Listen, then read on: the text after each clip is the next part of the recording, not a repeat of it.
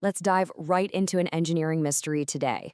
We're going to figure out exactly why perfectly healthy-looking generative AI systems are secretly failing your users.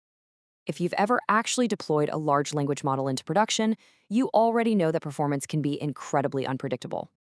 But in this explainer, we're going to unpack a very specific failure pattern, one that catches almost everyone completely off guard. Picture this. You're looking at your monitoring dashboard on a seemingly normal Tuesday afternoon.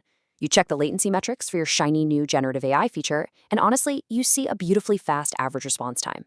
The charts are totally green, the system looks completely stable, and everything just seems to be operating exactly as designed. You're seeing an average of exactly 800 milliseconds per request. The engineering team is completely satisfied, practically popping champagne over here.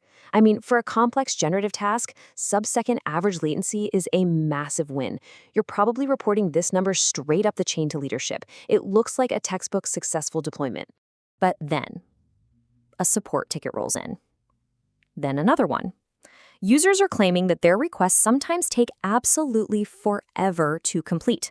Some are saying the application just flat out hangs, while others report that the text generation stutters and pauses so badly that it looks completely broken. Now, this completely contradicts that beautiful 800 millisecond average you were just celebrating. So what gives? Well, the team digs deeper into the logs, moving past the average to look at the extremes. And there it is. They discover that the slowest 1% of requests are taking a massive 14 seconds to finish. 14 seconds? That is an absolute eternity in software. It turns out your average latency was acting like a smokescreen, completely hiding a catastrophic failure right at the tail end of your traffic. So why does this actually matter? Well, think about the scale for a second. If your system handles 100,000 daily requests, that slowest 1% means 1,000 human beings are having a terrible experience every single day, and it's completely hidden by the average. These aren't just data points. They are your actual users experiencing a broken product. To understand this hidden disaster, we really need to decode latency percentiles and see exactly where our slowest 1% of users live. Your P50, or median, is what half your users experience. In our case, that's the fast and fluid 800 milliseconds. But as we move down to the P95, we start seeing noticeable delays. And at the P99, that's the slowest 1% of requests, the system effectively appears broken at 14 seconds. If you dare to look even further down at the P99.9, the slowest 0.1%, you're probably going to find requests just timing out entirely. Okay, so the absolutely crucial point to take away here is this. You cannot average percentiles.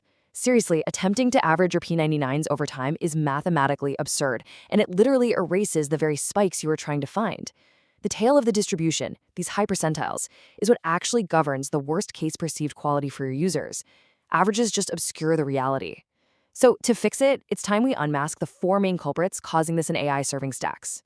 In a stateful generative system, there are 4 specific bottlenecks that create these massive latency spikes. You see, unlike traditional web servers, large language model inference is incredibly complex because it happens in 2 distinct phases, a compute-heavy prefill phase and a memory-bound decoding phase.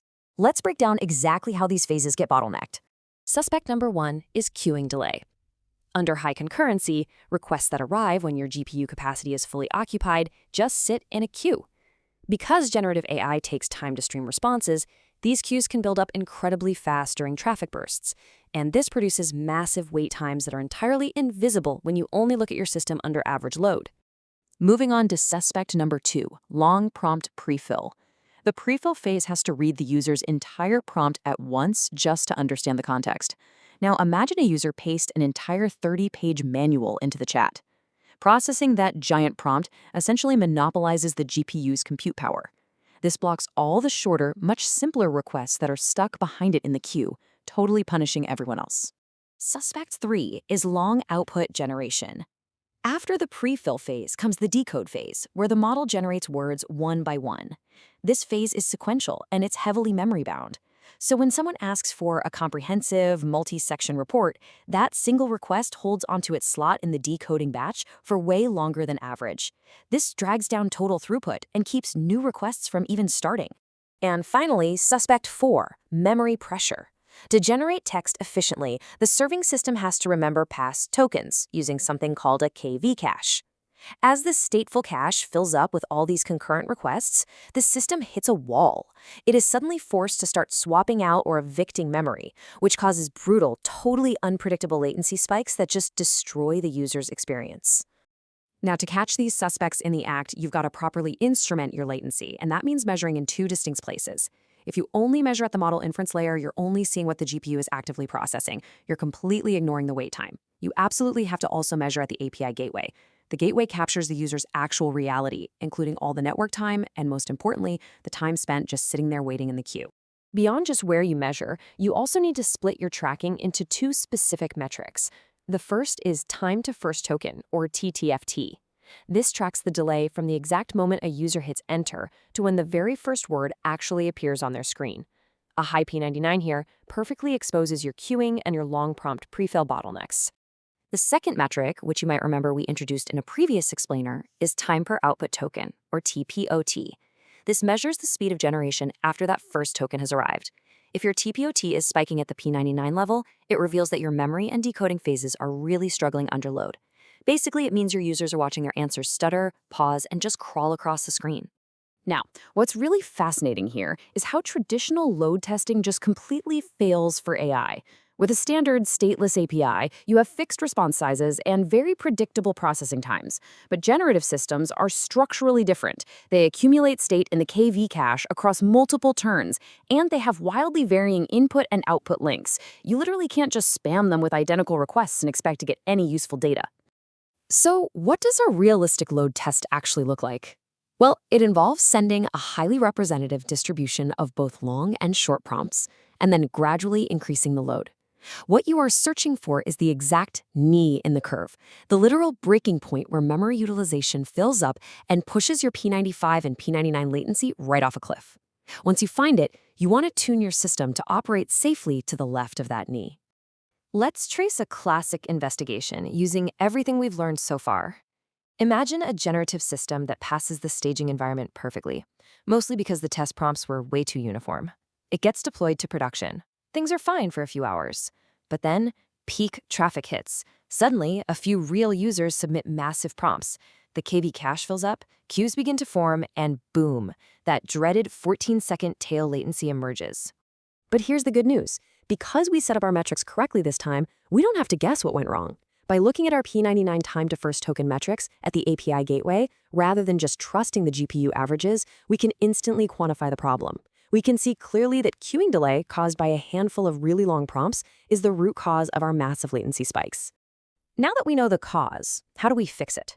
We essentially have three main architectural choices to evaluate. First, we could scale horizontally by adding more GPUs to just chew through the queue faster. Second, we could tweak our batching configurations to lower the maximum concurrent requests, which prevents those nasty memory evictions. Or third, we could directly restrict the problem by setting strict limits on how much input text a user can send at once. And by the way, this brilliantly illustrates why techniques like retrieval augmented generation, or RAG, are so vital. Using a vector database to retrieve only the most relevant snippets of context isn't just an accuracy feature to stop hallucinations. It is a mandatory architecture choice to shrink your overall prompt sizes, save your precious KV cache, and keep your P99 latencies low.